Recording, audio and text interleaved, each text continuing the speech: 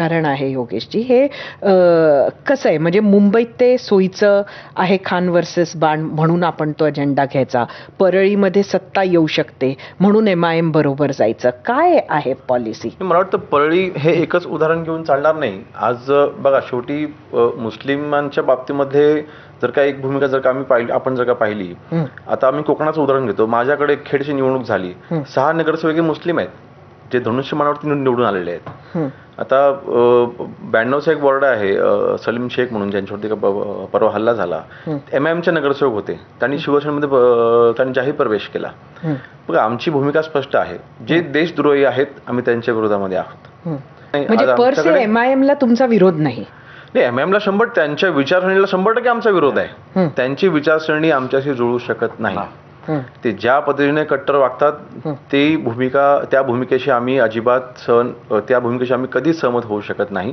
MIM आणि शिवसेना कधी एकत्र पण तरी परळीत तुम्ही एकत्र आहात. मी तुम्हाला एक सांगतो योगेशजी, 1 मिनिट फक्त तुम्हाला थांबवतो. आज सकाळी ह्याच विषयावर पत्रकार परिषद झाली, म्हणजे एक मुद्दा त्याच्यात हाही होता. मी तिथे स्पष्टपणे सांगितलं, कुठलाही गट स्थापन झालेला अजून नाही. कोणीतरी एक टूंग काढली की हे समर्थन देतात. आमचे तिकडे 2 आहेत, राष्ट्रवादीचे 16 आहेत आणि मग वगैरे वगैरे असं सगळं आहे.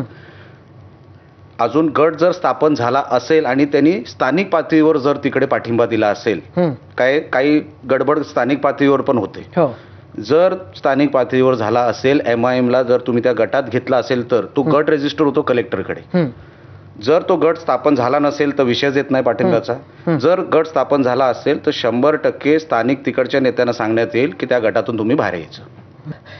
आज खरं तर ज्या पद्धतीनं मुंबई असो इतर ठिकाणी असो जो प्रचार होतोय त्यामध्ये मुंबईत तुम्ही भाजपबरोबर एक आहात, पण इतर ठिकाणी ही युती होऊ शकलेली नाही, तर त्याचा काही परिणाम होताना दिसतोय का? नाही, असं जरुरी नाही. आता ग्रामीण भागातल्या ज्या निवडणुका झाल्या नगरपंचायतच्या आणि नगर परिषदांच्या, तर बऱ्याच ठिकाणी शिवसेना भाजपसोबत होती, काही ठिकाणी सोबत नव्हती. ही तिथली स्थानिक ही समीकरणं आहेत. बघा ती मला वैयक्तिक जर काही विचारायला गेलं तर मी फार प्रॅक्टिकल व्यक्ती आहे आणि पक्ष म्हणून प्रत्येकजण आपापला पक्ष वाढवायचा प्रयत्न करत असतो. त्यामुळे तिथे कुठेही कटुता फक्त येणार नाही एवढंच फक्त पाहावं लागेल. पण रोज गणेश नाईक काहीतरी एकनाथ शिंदेबद्दल बोलतात. ठीक आहे, ती त्यांची वैयक्तिक भूमिका असेल, पण देवेंद्र फडणवीस साहेब तशी भूमिका ठेवत नाही शिंदे साहेबांच्या बद्दल. मला वाटतं भाजप शिवसेना आमने सामने बद्दल निलेशजींना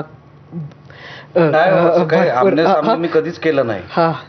तुम्ही उगाच मला त्याच्यामध्ये मधोमध उभे करू नका. महाभारतासारखं इथून बाण आहे तिथून आणि मी मध्ये आहे असं काय नाहीये. आणि गणेश नाईक साहेबांचं कसं झालं ते कदाचित हे असं वागण्याचं कारण, इतके वर्ष नाईक साहेब काय बोलले नाही, पण जेव्हा त्यांच्या मुलाला तिकीट मिळाली नाही, नरेश म्हस्केंना मिळाली, तो वैयक्तिक राग त्यांनी महायुतीवर काढून आहे ना.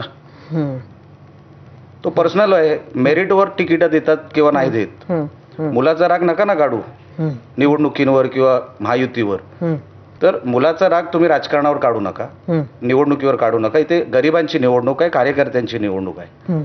तुम्ही नको तो राग नको तिकडे काढाल आणि आमच्या नेत्यांना टार्गेट कराल, मग एका मर्यादेनंतर मग आम्हाला पण काहीतरी बोलावं लागेल. आम्ही नाईक साहेबांचा आदर करतो अतिशय. मी भेटल्यावर मी पाया पण पडतो त्यांच्या. मी कशाला खोटं बोलू, कारण का संजीव नाईक माझ्याबरोबर खासदार होते 2009 ते 14.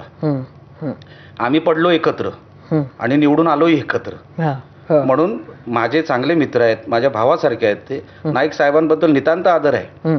पण राग कुठला कुठे काढायचा असतो एवढ्या सिनियर माणसाला माझ्यासारखा माणूस सांगू नये ना. हा फक्त तो पर्सनल विषय आहे जे ते राजकारणात काढतात. नरेश म्हस्केला तिकीट का मिळाली? मेरिटमुळे मिळाली. तुमच्या मुलाला नाही मिळाली तर नाही मिळाली, परत कुठेतरी प्रयत्न करा, मिळू शकते ना. आता तुम्ही महाराष्ट्राला आणि खास करून मुंबईला शिवसेना महायुती म्हणून काय देणार?